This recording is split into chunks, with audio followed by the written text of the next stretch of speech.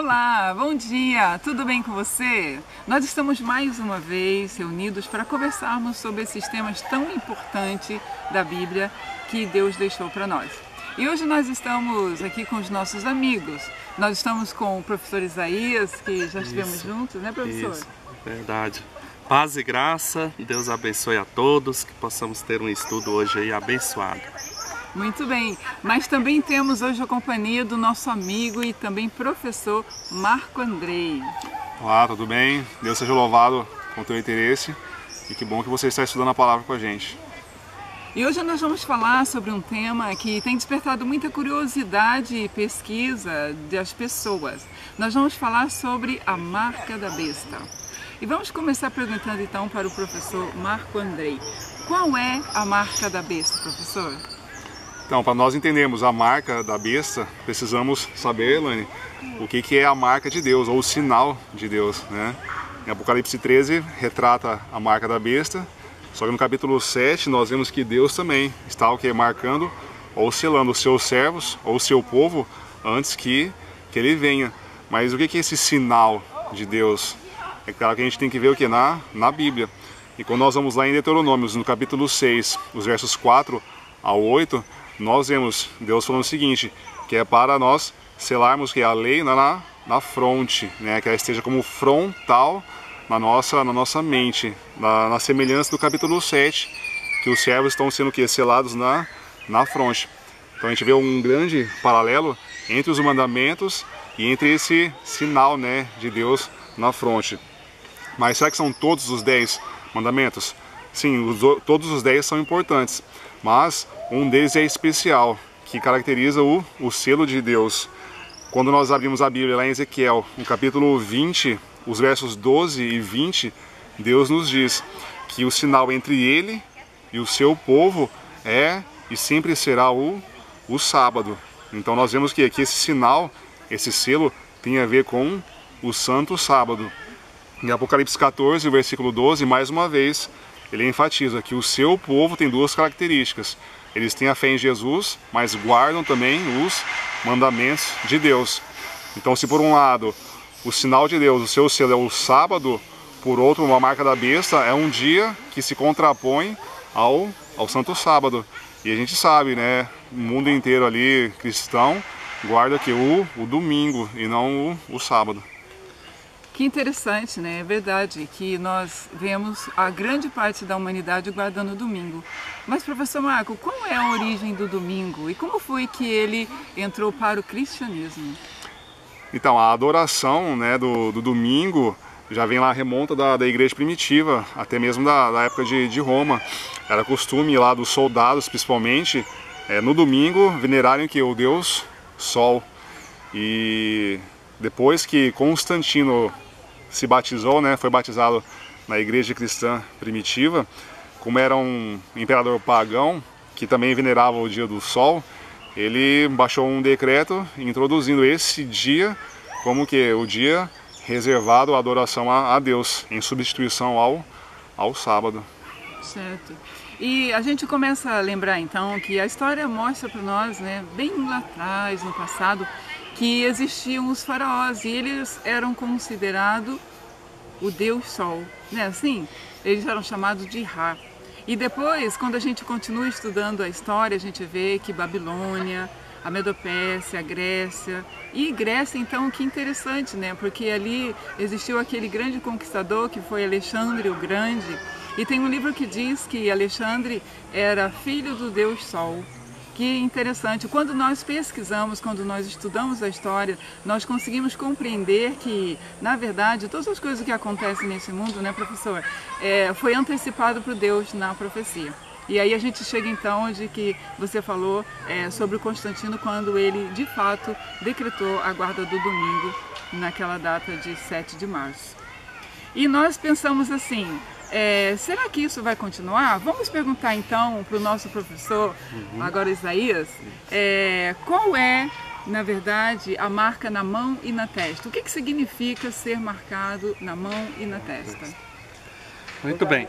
A marca na mão, né, vai ter o significado de uma lei relacionada com força e trabalho, né? porque isso é o que a Bíblia dá de pista, né, para o sentido de mão, né? O Apocalipse, ele é em sua maioria simbólico, né, Elaine? Tem aquela história do chip, né? Muitas pessoas falam aí que a marca da besta seria um chip, né, implantado na mão, mas a gente não encontra respaldo bíblico para dar essa interpretação, né? Devemos deixar a Bíblia dar a sua própria interpretação. E a marca na mão, né, por exemplo, em Eclesiastes 9:10, diz que tudo que vier à mão para fazer, faze-o hoje conforme as tuas forças, né? Então, está indicando ali força e trabalho.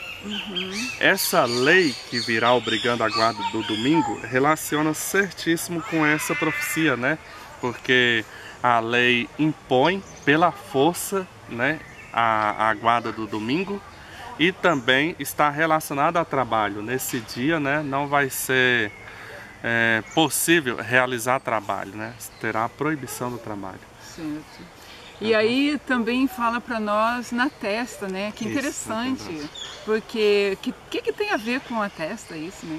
Isso, exatamente. Na testa é a referência à escolha e decisão. Na Bíblia, né, é revelado que na mente, né, na fronte, está o poder de decisão. O grande conflito, ele é travado na nossa mente, né? As batalhas serão travadas na nossa mente.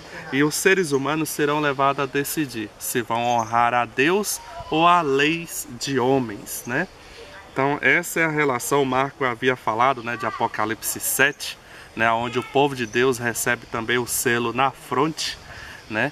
E é interessante que no caso do povo de Deus não fala do sinal na mão, né? Só fala na fronte, porque não é pela força, né? A Bíblia fala que o Espírito Santo trabalha não pela força e nem pela violência, né? Então vai ser dado a liberdade de escolha para o povo de Deus. E por isso que o sinal que o povo de Deus recebe é só na fronte, né? Então essa é a relação. No caso dos inimigos de Deus, nós vemos aqui também, né, o sinal na fronte, porque eles aceitarão esta lei de homem aqui. Então é uma relação aí, né, com a escolha. Certo. E quando você fala de lei, a gente lembra que haverá então uma imposição. Para que haja uma imposição é necessário um decreto. Isso. E como que vai acontecer? Vai ser como no passado, né, que o professor Marco disse que houve uma parceria entre a religião e, no tempo passado, o império. E no nosso tempo, como que vai acontecer o decreto dominical? Exatamente. Inclusive nos Estados Unidos, né, que vão começar, vai ter uma união entre igrejas, né, infelizmente igrejas caídas que não seguem a Bíblia, né, igrejas e políticos. Eles vão reunir, isso vai começar nos Estados Unidos, vão reunir e formarem essa lei dominical civil, né, obrigando a nação a cessar de trabalhar aos domingos. Eles verão isso como a solução para os problemas da sociedade, problemas morais, problemas de violência e o problema com o meio ambiente, né, de desastres naturais. Então vai ser bem mascarada essa questão da lei dominical, mas na verdade mesmo eles estarão assim exaltando o falso sábado, porque o verdadeiro sábado é o sábado bíblico, né? Então, mas... Eu só queria fazer mais uma pergunta para você, professor. Quando nós entendemos esse assunto, a gente começa a pensar, será que nós vamos ser salvos por causa do sábado? Não, né? A salvação está somente em Cristo. Cristo é o nosso suficiente Salvador. Inclusive está lá em Colossenses, né? Paulo enfatizando a total suficiência de Cristo para a salvação. Acontece que o sábado será uma pedra de toque, né? Será um teste. Sempre ao longo da era cristã, o povo de Deus, né, o verdadeiro povo de Deus, ele foi provado. Na época de Cristo mesmo, em João capítulo 6, versos 60 ao 66, nós encontramos que muitas pessoas abandonaram a Jesus por causa dos seus ensinos. Então o que vai acontecer é que as pessoas preferirão amar mais o mundo do que a Jesus. Então é Jesus quem salva, mas ao negarem o sábado bíblico, eles estarão assim querendo amar mais o mundo do que a Cristo. Não estarão dispostos a sofrerem as perseguições por amor a Jesus. Certo. Então hoje nós vimos que a profecia, ela prepara a humanidade para escolher. Nós vamos passar por um momento aí no futuro que nós vamos escolher servir a Deus ou aos homens. Que Deus continue abençoando você e a nós também, para que nós possamos decidir ao lado vencedor, ao lado de Jesus. Um grande abraço, muito obrigado, até a próxima.